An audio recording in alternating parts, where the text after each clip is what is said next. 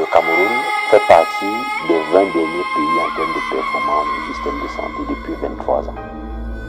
On a fêté le 8 mars ensemble. Elle était bien portante. Quand il voit ces photos, je pense à elle. Un jour, je suis partie au champ. C'est là qu'on m'appelle. Elle nous manque vraiment. Comme tu vois comme ça, Monique est morte. J'ai dit quoi? Vous dites quoi?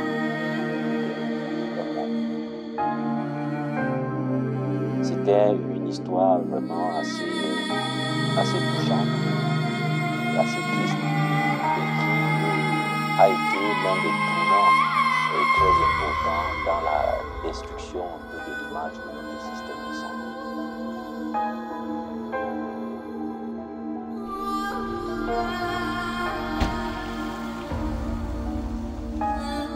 C'est une dame qui vient accoucher.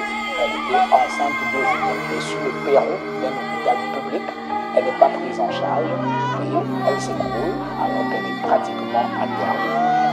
Comment est-ce qu'on peut rester tranquille face à des drames comme celui de Koumaté Kéné?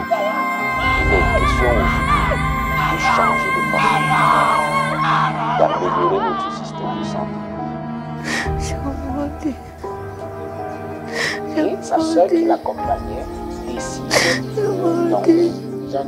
dans une attitude de désespoir total, de procéder à une opération sur le perron d'un hôpital public. Il y avait déjà pas mal d'images qui circulaient dans les réseaux sociaux. On ne peut pas continuer à perdre des citoyens pour des causes évitables.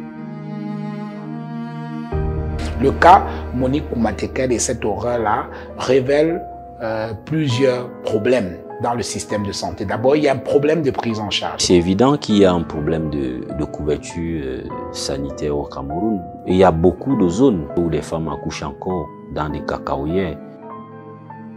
Il faut dire que beaucoup d'efforts ont été faits. Mais sauf que sur la dimension qualitative, il reste encore problème.